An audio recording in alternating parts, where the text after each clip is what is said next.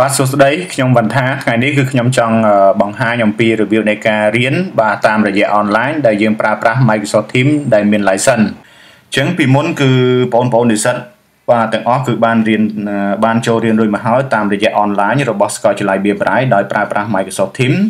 ដែលយើង register ដោយខ្លួនឯងបើន័យថាយើងបង្កើត Microsoft Teams ដែលយើងប្រើប្រាស់ mail Gmail ដោយខ្លួនឯងបាទចឹងថ្ងៃនេះគឺខ្ញុំចង់បង្ហាញបាទអំពីរបៀបនៃការរៀនតាម online ដូចគ្នាបាទប្រើប្រាស់ Microsoft Teams ដូចគ្នាក៏ប៉ុន្តែយើងប្រើប្រាស់ Microsoft Teams ដែលមាន license វិញបាទអញ្ចឹងតើយើងត្រូវធ្វើដូចម្តេចដើម្បីយើងអាចសិក្សាតាមរយៈ online ដោយប្រើប្រាស់ Microsoft Teams license បាទដែលមាន license ហ្នឹងអញ្ចឹងដំបូងនិស្សិតត្រូវមកតាក់ទងបាទការិយាល័យសិក្សានៃសាកលវិទ្យាល័យ BBRIបាទដើម្បីទទួលយក email address និង password បាទព្រោះ email address នេះគឺសាកលវិទ្យាល័យបានរៀបចំបង្កើតឲ្យនិស្សិតបាទមួយម្នាក់បើថានិស្សិតម្នាក់គឺមាន email ម្នាក់មួយគ្រប់គ្នាតែម្ដងអញ្ចឹងនិស្សិតគ្រាន់តែមកសាកលវិទ្យាល័យ BBRI ហើយតាក់ទងទៅខាងការិយាល័យសិក្សាបាទខាង academic ដើម្បីធ្វើការទទួលយក email address និង password បាទនិង password អញ្ចឹងបន្ទាប់ពីនិស្សិតបានទទួលយក email address និង password ពីខាង academic ពីការិយាល័យសិក្សារួចហើយតើនិស្សិតត្រូវធ្វើដូចម្តេចដើម្បីអាចចូលរៀនបានបាទទី1គឺនិស្សិតត្រូវបើក Microsoft Teams បាទខ្ញុំឧទាហរណ៍សម្រាប់និស្សិតដែលប្រើប្រាស់ទៅលើកុំព្យូទ័របាទសម្រាប់និស្សិតដែលប្រើប្រាស់កុំព្យូទ័រតើយើងធ្វើយ៉ាងដូចម្តេចអញ្ចឹងពេលដែលយើងទទួលបាន email រួចហើយគឺយើងបើកបាទ Microsoft Teams របស់យើងមកបាទដោយសពដងដែលយើងបានរៀនជាមួយសាស្ត្រាចារ្យអញ្ចឹងបាទអញ្ចឹងនេះគឺជា Microsoft Teams ដែលខ្ញុំបង្កើតដោយខ្លួនឯងដែលគ្មាន license បាទអញ្ចឹងបន្ទាប់ពីបើកមកហើយគឺខ្ញុំ sign out account ដែលចាស់ដែលខ្ញុំរៀននឹងចេញបើថាយើង sign out account ដែលគ្មាន license នឹងចេញវិញបាទអញ្ចឹងយើងចូលទៅកន្លែងបាទaccount របស់យើងនេះបាទកន្លែង Microsoft Teams របស់យើងនេះហើយយើងចុចលើពាក្យ sign out មកបាទអញ្ចឹងចំណុចនេះពេលដែលយើង sign out ទៅលើ account ចាស់រួចហើយបាទយើងចាប់ផ្ដើម sign in ទៅលើ account ថ្មីដែលយើងទទួលបានពីសាកលវិទ្យាល័យមកវិញបាទឧទាហរណ៍ថាខ្ញុំ sign account ថ្មីមកបាទអញ្ចឹងពេលដែលយើងវាយ account ថ្មីរួចហើយគឺយើងចុចទៅលើប៊ូតុង sign in បាទអញ្ចឹងបន្ទាប់ពីយើង sign in រួចហើយនៅក្នុងចំណុចនេះគឺយើងបញ្ចូល password ដែលយើងទទួលបានពីសាលាដែលយើងទទួលបាន email address និង password ហ្នឹងបាទអញ្ចឹងយើងបញ្ចូល password ហ្នឹងនៅកន្លែងចំណុច password នេះមកបាទឧទាហរណ៍ខ្ញុំបញ្ចូល password មកបន្ទាប់ពីយើងបញ្ចូល password រួចហើយគឺយើងចុចទៅលើប៊ូតុង sign in បាទអញ្ចឹងនៅក្នុងចំណុចនេះគឺបន្ទាប់ពីយើង sign in មកបាទកន្លែងនេះគឺវាតម្រូវឲ្យយើង change password ថ្មីតែម្ដងបើន័យថា password ដែលយើងទទួលបានពីសាកលវិទ្យាល័យគឺគេមិនអនុញ្ញាតឲ្យយើងប្រើប្រាស់ password ហ្នឹងទេបាទអញ្ចឹងគឺយើងតម្រូវឲ្យយើងបដូរទៅលើ password ថ្មីបាទទៅលើ password ថ្មីតែម្ដងអញ្ចឹងគឺគេមិនអនុញ្ញាតឲ្យយើងប្រើ password ចាស់ទេអញ្ចឹងកន្លែងពាក្យថា current password នេះគឺយើងត្រូវបញ្ចូល password ចាស់ដែលយើងទទួលបានពីសាលាបាទពីសាកលវិទ្យាល័យហ្នឹងយើងបញ្ចូល password ហ្នឹងដដែលមកបន្ទាប់មកកន្លែងពាក្យថា new password បាទ new password នេះគឺយើងចាប់ផ្ដើមវាយ password ថ្មីដែលយើងត្រូវការបាទដែលយើងចង់បានថាតើយើងចង់បាន password ថ្មីយ៉ាងដូចម្ដេចបាទដើម្បីឲ្យយើងងាយចាំងាយស្រួលនៅក្នុងការចាំនោះបាទអញ្ចឹងឧទាហរណ៍ថាខ្ញុំបញ្ចូល password ថ្មីរបស់ខ្ញុំមកបាទអញ្ចឹងបន្ទាប់ពីយើងបញ្ចូល password នេះរួចហើយបាទនៅចំណុចនេះ confirm នេះគឺយើងវាយដូចនឹងអ្វីដែលយើងបានបញ្ចូលនេះបាទ password ថ្មីដែលយើងបានបញ្ចូលនេះបាទអញ្ចឹងខាងលើនេះយើងវាយយ៉ាងម៉េចកន្លែងពាក្យ confirm នេះគឺយើងវាយដូចគ្នាបាទឧទាហរណ៍ខ្ញុំវាយដដែលមកបាទអញ្ចឹងនៅក្នុងចំណុច password នេះគឺខ្ញុំសូមបញ្ជាក់ដែរបាទនៅក្នុងចំណុច password នេះគឺនៅពេលដែលយើងវាយ password ថ្មីនេះបើន័យថា password គឺវាតម្រូវឲ្យយើងវាយចាប់ពី8 character ឡើងទៅលើបើន័យថា8តួអក្សរបាទហើយមានលេខមានអក្សរហើយអក្សរនោះគឺមានអក្សរធំនិងអក្សរតូចទៀតបាទអញ្ចឹងបន្ទាប់ពីយើងវាយរួចអស់ហើយបាទយើងបញ្ចូល password រួចអស់ហើយគឺយើងចុចទៅលើប៊ូតុងបាទ sign in បាទអញ្ចឹងពេលដែលយើងចុចទៅលើ sign in ហើយនៅក្នុងចំណុចនេះយើងអត់ចុចទៅលើប៊ូតុង next ទេបាទគឺយើងចុចទៅលើពាក្យថា skip for now នេះបាទកន្លែងពាក្យ skip នេះណាបាទគឺយើងចុចលើពាក្យថា skip អញ្ចឹងបន្ទាប់មកគឺវានឹង load បើកទៅលើ Microsoft Teams បាទដែលមាន license មកតែម្ដងបាទគឺ form Microsoft Teams ដែលមាន license របស់យើងនេះបាទបន្តមកទៀតគឺវា load alert message បាទកន្លែងនេះគឺយើងគ្រាន់តែ next បាទនឹងធ្វើតាម step របស់វាទៅបាទ next បន្តទៅទៀតបាទ next ទៀតទៅបាទ next រហូតបាទហើយ let's go មកបាទកន្លែងនេះណាយើងធ្វើទៅតាម step វារហូតដល់ចប់តែម្ដងបាទអញ្ចឹងនេះគឺយើងទទួលបាន account Microsoft Teams មួយបាទដែលមាន license តែម្ដងបាទសម្រាប់ការប្រើប្រាស់នៅក្នុងការ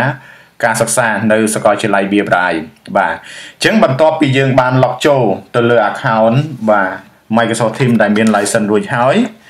បាទបន្ទាប់មកគឺពេលដែលគ្រូគាត់ចាប់ផ្ដើមបង្រៀនបាទពេលដែលគ្រូគាត់ចាប់ផ្ដើមបង្រៀនគឺគាត់នឹងតម្លាក់កូដបាទបែរថាគាត់នឹងតម្លាក់កូដខ្លះចូលមកក្នុង Telegram បែរថាចូលមកក្នុងក្រុម Telegram របស់យើងតែម្ដងបាទចឹងបែរថាថ្នាក់យើងជាធម្មតាគឺយើងមានក្រុម Telegram ទៅតាមថ្នាក់នីមួយៗបាទអញ្ចឹងឧទាហរណ៍ថាពេលដែលដល់ម៉ោងគ្រូគាត់ចាប់ផ្ដើមបង្រៀនគឺគាត់នឹងតម្លាក់កូដថ្នាក់ដើម្បីឲ្យនិស្សិតjoinចូលទៅក្នុងថ្នាក់របស់គាត់ដើម្បីធ្វើការសិក្សាចឹងខ្ញុំសូមបញ្ជាក់នៅក្នុងចំណុចនៃការjoinចូលនេះបន្តិចបាទអញ្ចឹងការ join ចូលតាមរយៈកូដដែលលោកសាស្ត្រាចារ្យគាត់បានតម្លែងឲ្យនេះគឺនិស្សិតបានថា join ចូលតែម្ដងទេសម្រាប់មួយឆមាសបាទសម្រាប់មួយឆមាសហើយនឹងសម្រាប់មួយមុខវិជ្ជាបាទសម្រាប់មួយមុខវិជ្ជាណាព្រោះមួយមុខវិជ្ជាបានថាយើងមានលេខកូដថ្នាក់រៀងខ្លួនទៅតាមគ្រូនីមួយបាទអញ្ចឹងការ join ចូលរបស់យើងនេះបានថាយើង join ចូលតែមួយដងទេនៅក្នុងមួយឆមាសហើយក្នុងមួយមុខវិជ្ជាចឹងពេលដែលលោកគ្រូគាត់រៀននៅសប្តាហ៍ក្រោយទៀតគឺនិស្សិតមិនចាំបាច់ធ្វើការ join ចូលទេបើន័យថាពេលដែលយើង join ចូលនៅថ្ងៃដំបូងនោះគឺនិស្សិតនឹងក្លាយទៅជា member របស់ថ្នាក់ដែលយើងបាន join ចូលហើយសម្រាប់មុខវិជ្ជាគ្រូមួយដែលយើងបាន join ចូលនឹងតែម្ដងបាទចឹងមានថាការ join ចូលគឺខ្ញុំសូមបញ្ជាក់ម្ដងទៀតបើន័យថាគ្រប់មុខវិជ្ជាទាំងអស់គឺយើងត្រូវ join ចូលទាំង5មុខបើថាគ្រប់មុខវិជ្ជាទាំងអស់ហ្នឹងគឺយើង join ចូលទាំងអស់ហើយការ join ចូលនេះគឺយើង join ចូលតែមួយដងទេហើយលេខកូដថ្នាក់គឺវាខុសគ្នាទៅតាមសាស្ត្រាចារ្យនីមួយបាទទៅតាមសាស្ត្រាចារ្យនីមួយតែសម្រាប់មុខវិជ្ជាផ្សេងទៀតដែលយើងមិនទាន់បាន join ចូលទេយើងអាចធ្វើការ join ចូលដូចគ្នាអញ្ចឹងបាទអញ្ចឹង join ចូលតែម្ដងទេគឺយើងនឹងក្លាយទៅជា member របស់គ្រូនីមួយតែម្ដងបាទអញ្ចឹងពេលដែលយើង join ចូលរួចហើយបាទយើងនឹងឃើញថ្នាក់របៀបនេះតែម្ដងបាទនេះឧទាហរណ៍ថាយើង join ចូលក្នុង class នេះបាទគឺយើងឃើញ class ហ្នឹងតែម្ដងបាទអញ្ចឹងយើងអាចចុចលើ class ហ្នឹងទៅបាទអញ្ចឹងបើមានគ្រូគាត់ដាក់កិច្ចការបាទដូចជា assignment ឬក៏ quiz អីបាទនេះគឺយើងអាចមើលឃើញតែម្ដងបាទមាន assignment មាន quiz មានអីចឹងទៅ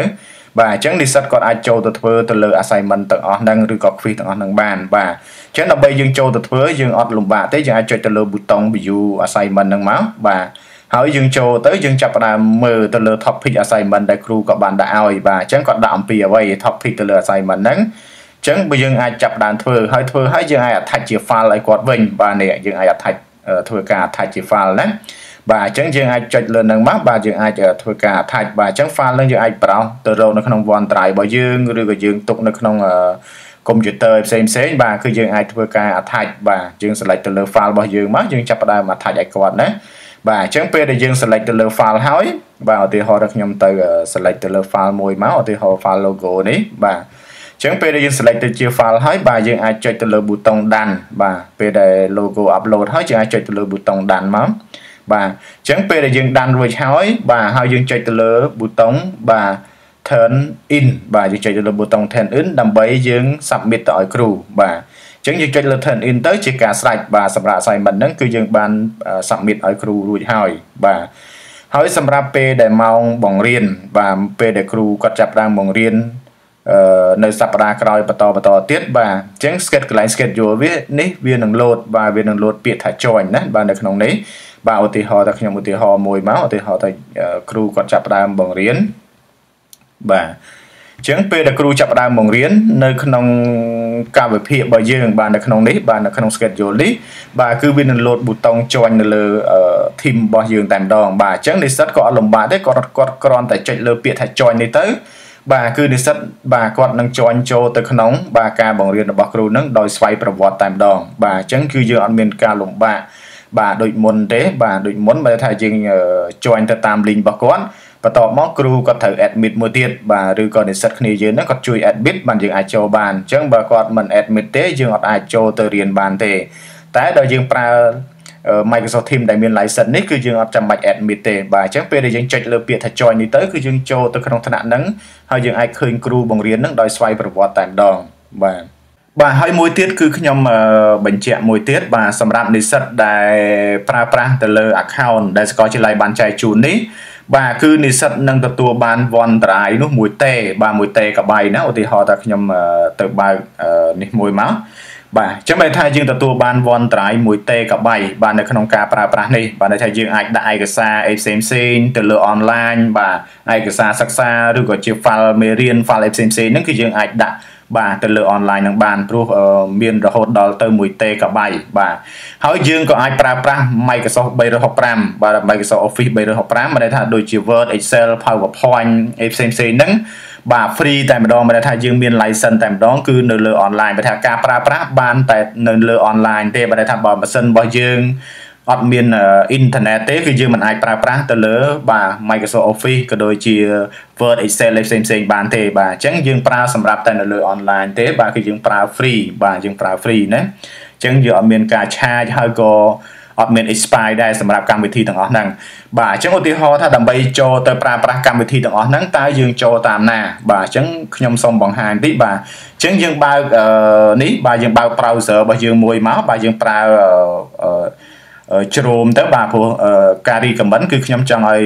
បងប្អូននិស្សិតទាំងអស់គឺប្រើ Google Chrome នេះបាទសម្រាប់ប្រើ browser ដែលយើងប្រើប្រាស់ទៅលើបាទ Microsoft Office 365របស់យើងណាបាទអញ្ចឹងពេលដែលយើងបើក Chrome មកនៅក្នុង address នេះគឺយើងវាយពាក្យថា Office បាទ office.com បាទយើងវាយទៅ office.com មកអញ្ចឹងពេលដែលវាចូលទៅដល់ form នេះបាទនិស្សិតចាប់ផ្ដើមធ្វើការ sign in បាទ sign in ចូលទៅក្នុង office.com ហ្នឹងមកបាទយើងចុចទៅលើប៊ូតុង sign inបាទដើម្បីយើងចូលទៅប្រើប្រាស់បាទ Microsoft 365របស់ក្រុមហ៊ុន Microsoft បាទអញ្ចឹងយើងចាប់ផ្ដើមបញ្ចូល email របស់យើងមកបាទ email ដែលយើងទទួលបានពីសាកលវិទ្យាល័យហ្នឹងយើងចាប់ផ្ដើមបញ្ចូលមកបាទអញ្ចឹងខ្ញុំបញ្ចូល email របស់ខ្ញុំបាទអញ្ចឹងបន្ទាប់ពីយើងបញ្ចូល email រួចហើយគឺយើងចុចទៅលើប៊ូតុង next បាទប៊ូតុង next នេះបាទអញ្ចឹង next ហើយយើងបញ្ចូល password របស់យើងបាទ password របស់យើងដែលយើងបាន change អំបញ្ញមិញណាបាទយើងបញ្ចូល password ហ្នឹងមកបន្ទាប់មកយើងចុចទៅលើប៊ូតុង sign in បាទ sign in ចូលណាអញ្ចឹងពេលដែលវា load sign in នេះហើយបាទនិស្សិតគឺចាំបាច់ត្រូវតែបាទ skip ក្នុងចំណុចនេះបាទយើងត្រូវ skip ដដែលបើដែលយើងអត់ next ទេបាទគឺយើងចុចទៅលើពាក្យថា skip for now នេះបាទយើងចុច skip មកហើយកន្លែងនេះគឺយើងយកពាក្យថា no អត់ yes ទេណាបាទគឺយកពាក្យថា no បាទ no ហើយកន្លែងនេះយើងអាច save ទៅបើ browser នឹងនៅក្នុងម៉ាស៊ីនរបស់យើងទេបាទយើងអាច save password ចាំចេះទៅអញ្ចឹងថ្ងៃក្រោយយើងវាយតែពាក្យថា office.com វានឹងចូលមកតែម្ដងបាទអញ្ចឹងយើងអាច save ទៅខ្ញុំ save ទុកតែម្ដងបាទខ្ញុំថ្ងៃក្រោយខ្ញុំខ្ជិលវាយទៀតបាទអញ្ចឹងយើងអាច save បាទអញ្ចឹង step នេះយើងគ្រាន់តែ next វាចោលទៅក៏បានដែរហើយ close វាចោលទៅបាទជាការស្រេចបាទបន្ទាប់មកនេះបាទគឺជា tool app ដែលយើងអាចប្រើប្រាស់បានបាទបើថាយើងអាចប្រើ free តែម្ដងបាទយើងមាន Outlook បាទ Outlook នោះយើងប្រើអាចភ្ជាប់ជាមួយ mail របស់យើងបាទអញ្ចឹងពេលដែលយើង log ហើយយើងអាចចូលទៅលើ email ដែលយើងប្រើប្រាស់បានបើថាយើងអាចប្រើ email របស់យើងនៅក្នុង Outlook តែម្ដងបាទនេះណាបាទអញ្ចឹងនេះគឺ email address របស់យើងបាទអញ្ចឹងយើងអាចធ្វើការ send email send អីផ្សេងបាទការប្រើប្រាស់ email របស់យើងនៅក្នុង Outlook តែម្ដងបាទហើយ step នេះយើងគ្រាន់តែ next ទៅតាមវាទៅបាទហើយចុងក្រោយយើង get start ទៅបាទជាការស្រេចហើយបាទអញ្ចឹងគឺយើងអាចធ្វើការ send បាទទៅលើ email send អីផ្សេងបាទឯកសារ document ឬក៏តាក់ទងជាមួយនឹងការងារអីផ្សេងគឺយើងអាច send ទៅអ្នកផ្សេងបានបាទដែលយើងអាចធ្វើការប្រើប្រាស់បាទទៅលើ email ហ្នឹងតែម្ដងបាទនេះអញ្ចឹងដើម្បីធ្វើការ send យើងអាចចុចទៅលើ new message ហើយយើងវាយ email ដែលយើងត្រូវការ send ទៅគេទៅបាទហើយចង់ CC ទៅនរណាអីយើងអាចប្រើបើថាដូច email ដែលយើងប្រើ Gmail អញ្ចឹងបាទអត់ខុសគ្នាទេហើយយើងមាន tool មួយចំនួនទៀតបាទដូចជា OneDrive បាទអញ្ចឹង OneDrive នេះគឺយើងទទួលបាន1 TB សម្រាប់មួយ user បាទអញ្ចឹងយើងចូលហើយកន្លែងនេះគឺយើង skip ដូចគ្នាណាបាទគឺយើងអត់ចុច next ទេបាទគ្រប់ tool ទាំងអស់ដែលយើងចូលគឺយើងត្រូវចុច skip ហើយកន្លែងនេះយកពាក្យថា no បាទអញ្ចឹងវានឹង load OneDrive យើងមកនេះតែម្ដងបាទអញ្ចឹងនៅក្នុង OneDrive នេះគឺយើងអាចធ្វើការ upload ទៅលើ file បាទ file ឯកសារផ្សេងបាទយើងអាចធ្វើការ upload ចូលបានសម្រាប់ឯកសារសិក្សាក៏ដូចជា file មេរៀនរបស់គ្រូផ្សេងបាទគឺយើងអាចធ្វើការ upload ហើយយើងដឹងហើយថាការទុកឯកសារគឺគេមិនដែលទុកតែមួយកន្លែងទេបើថាការរក្សាឯកសារទុកនោះបាទអញ្ចឹងគឺយើងត្រូវមានចាប់ពី2កន្លែងឡើងទៅលើបាទព្រោះ OneDrive នេះគឺយើងទទួលបាន1 TB បើដែលស្មើនឹង 1024G បាទ 1024G អញ្ចឹងគឺបងប្អូននិស្សិតបាទអាចធ្វើការរក្សាឯកសារនៅក្នុង OneDrive នេះបានបាទអញ្ចឹងពេលដែលយើងទុកនៅលើ OneDrive នេះមួយកន្លែងទៀតបើថាហានិភ័យនៃការបាត់បង់គឺយើងនឹងកាត់បន្ថយបើន័យថាក្នុងលក្ខខណ្ឌនេះបើក្នុងករណីយើងទុកឯកសារនៅលើកុំព្យូទ័ររបស់យើងតែមួយឧទាហរណ៍ថាយើងទុកនៅលើតែកុំព្យូទ័ររបស់យើងតែមួយអញ្ចឹងថ្ងៃក្រោយកុំព្យូទ័ររបស់យើងនឹងបាត់ឬក៏វាខូចទៅលើ hard disk អីផ្សេងបាទអញ្ចឹងវាធ្វើឲ្យឯកសាររបស់យើងនឹងបាត់បង់បាទតែបើយើងមាននៅលើ OneDrive មួយកន្លែងទៀតបាទអញ្ចឹងបើន័យថាវាបាត់នៅលើកុំព្យូទ័រក៏ប៉ុន្តែវាមាននៅលើ OneDrive មួយកន្លែងទៀតបាទអញ្ចឹងយើងអត់មានហានិភ័យនៅក្នុងការបាត់ទេបាទអ ចឹងបើយើងដាក់នៅក្នុង OneDrive នេះបាទគឺវាមានភាពងាយស្រួលបាទអញ្ចឹងយើងទៅដល់ណាគឺយើងអាចប្រើប្រាស់ឯកសារយើងបានដែរបាទឲ្យតែមានអ៊ីនធឺណិតបាទគឺយើងអាចធ្វើការប្រើប្រាស់បានយើងមិនចាំបាច់យកកុំព្យូទ័រយើងទៅតាមបាទគឺយើងអាចមានឯកសារយើងមិនចាំបាច់យក hard disk ទៅតាមក៏យើងអាចមានឯកសារប្រើប្រាស់ដែរបាទអញ្ចឹងឲ្យតែមានអ៊ីនធឺណិតគឺយើងអាចចូលបាទទៅប្រើប្រាស់ឬក៏ចូលទៅយកឯកសាររបស់យើងបានបាទដូចគ្នាបាទចឹងលក្ខខណ្ឌនៃការដាក់នេះបាទគឺយើងមានភាពងាយស្រួលទី1បាទយើងអាចធ្វើការបង្កើត folder ក៏បានដែរបាទនៅក្នុង new នេះបាទយើងអាចធ្វើការបង្កើតទៅលើ folder បាទអញ្ចឹងយើងអាចចុចទៅលើពាក្យថា new ហើយយើងយកពាក្យថា folder មកឧទាហរណ៍ថាខ្ញុំដាក់ពាក្យថា test មួយមកបាទអញ្ចឹងខ្ញុំបង្កើត folder មួយមកបាទអញ្ចឹងយើងធ្វើការបង្កើត folder ហើយយើងអាចធ្វើការ upload បាទ file ទៅក្នុង folder របស់យើងបានហើយនៅក្នុងលក្ខខណ្ឌនៃការ upload នេះយើងអាច upload ជា file ឬក៏ជា folder បាទយើងអាចធ្វើការ upload បានចូលទៅក្នុង OneDrive របស់យើងនេះណាបាទអញ្ចឹងឧទាហរណ៍យើងបង្កើត folder ហើយយើងចង់ធ្វើការ upload បាទយើងអាច double click បាទន័យថាយើង double click មកឆ្វេងពីរដងទៅដើម្បីយើងចូលទៅលើ folder ហើយយើងអាចធ្វើការ upload មកឧទាហរណ៍ខ្ញុំចង់ upload file ចូលក្នុង folder ហ្នឹងបាទយើងអាចយកពាក្យថា file ទៅឬក៏យើងមានជា folder ស្រាប់នៅក្នុង external hard disk ឬក៏នៅក្នុង computer របស់យើងបាទយើងអាចធ្វើការ upload ជា folder ចូលតែម្ដងក៏បានបាទចូលតែម្ដងក៏បានបាទមួយទៀតយើងមានបាទកម្មវិធីផ្សេងទៀតបាទដូចជា Word ដូចជា Excel ដូចជា PowerPoint បាទដូចជា OneNote ឬក៏ SharePoint ឬក៏ Microsoft Teams បាទគឺយើងអាចធ្វើការប្រើប្រាស់នៅលើនឹងបានតែម្ដងហើយយើងមិនមែនមានតែប៉ុណ្្នឹងទេបាទ app របស់យើងមានច្រើនបន្តទៅទៀតនេះនៅកន្លែងពាក្យថា all app នេះបាទយើងអាចចូលទៅគឺយើងមានច្រើនបន្តទៅទៀតបាទ Team នេះគឺយើងអាចបើក Team នៅលើ browser ក៏យើងអាចបើកបានដែរបាទហើយយើងមាន Microsoft Stream មួយទៀតបាទ Stream នេះគឺវាដូចជាលក្ខណៈគេហៅថា YouTube អញ្ចឹងបាទដូចជា YouTube អញ្ចឹងក៏ប៉ុន្តែគ្រាន់តែវាមិន worldwide ដូច YouTube ទេបាទវាជា personal របស់ user មួយបាទចឹងពេលដែលយើងជន់ចូលទៅក្នុងថ្នាក់របស់គ្រូមួយបាទពេលដែលគាត់បង្រៀនគាត់ record ជាវីដេអូបាទគឺយើងអាចចូលទៅក្នុង stream នេះដើម្បីមើលវីដេអូរបស់គាត់បានបាទនៅក្នុង channel របស់គាត់គឺយើងអាចចូលទៅមើលវីដេអូនៃការបង្រៀនរបស់គាត់បានបាទអញ្ចឹងថ្ងៃក្រោយបាទក្នុងករណីយើងរៀនទៅយើងស្ដាប់ក៏អត់តាន់ឬក៏យើងមិនយល់បាទយើងអាចចូលទៅមើលវីដេអូរបស់គាត់បានឧទាហរណ៍ខ្ញុំចូលមកមើលមកបាទឧទាហរណ៍ចូលក្នុង stream មួយមកបាទនេះគឺនៅក្នុង stream បាទយើងអាចចូលទៅមើលវីដេអូបាទអញ្ចឹងឧទាហរណ៍ថានេះជា channel របស់គ្រូអញ្ចឹងបាទគឺអញ្ចឹងគឺយើងអាចចូលទៅមើលវីដេអូរបស់គាត់បានបាទឧទាហរណ៍ថាយើងចង់មើលវីដេអូទៅលើចំណុចណាមួយបាទឧទាហរណ៍នៅចំណុចនេះមួយខ្ញុំបើកទៅលើវីដេអូហ្នឹងមកបាទអញ្ចឹងយើងអាច play មើលទៅលើវីដេអូហ្នឹងបានក្នុងលក្ខខណ្ឌហ្នឹងណាបាទអញ្ចឹងបើន័យថាយើងគឺមានភាពងាយស្រួលក្នុងការសិក្សាបើន័យថាយើងស្ដាប់មិនទាន់ក៏យើងមានវីដេអូបាទវីដេអូយោងនៅក្នុងការរៀនរបស់យើងបាទអញ្ចឹងយើងមានភាពងាយស្រួលមែនតើបាទពេលដែលយើងប្រើបាទMicrosoft Teams ដែលមាន license នេះបាទអញ្ចឹងនៅក្នុងហ្នឹងយើងមាន app ជាច្រើនទៀតបាទមាន app ជាច្រើនទៀតយើងអាចចុចលើ all app នេះមកបាទនេះ app ទាំងអស់នេះបាទន័យថា app ទាំងអស់នេះគឺយើងប្រើបានទាំងអស់បាទប្រើបានទាំងអស់នៅក្នុងបាទ Microsoft 365ហ្នឹងបាទនៅក្នុង Microsoft 365 Office 365ហ្នឹងគឺយើងប្រើបានទាំងអស់សម្រាប់ app ទាំងអស់ហ្នឹងគឺយើងអាចប្រើបានទាំងអស់បាទដូចជា Team ដូចអីនេះយើងអាចចូលបានយើងអាចប្រើ Team នៅលើ browser ហ្នឹងបាទអាចចូល Team ប្រើ Team នៅលើ browser ហ្នឹងក៏បានបាទយើងអាចបើក Team របស់យើងមកនេះបាទអញ្ចឹងគឺយើងអាចប្រើបានដូចគ្នាបាទនៅក្នុងហ្នឹងណាបាទអញ្ចឹងថ្ងៃនេះគឺខ្ញុំបង្ហាញបាទមានតែប៉ុណ្្នឹងទេបាទអញ្ចឹងបើមានចម្ងល់ផ្សេងតាក់ទងនឹងការប្រើប្រាស់បាទ Office 365ក៏ដូចជា Microsoft Teams បាទអាចធ្វើការតាក់ទងជាមួយនឹងខាង IT របស់សាកលវិទ្យាល័យ BRI បាទខាង MS ហ្នឹងបាទគឺយើងអាចធ្វើការតាក់ទងបានសួររាល់ម៉ោងធ្វើការបាទអាចសួរបាទឬក៏អាច call តាមរយៈទូរស័ព្ទបាទលេខ015 788បាទ111បាទអរគុណ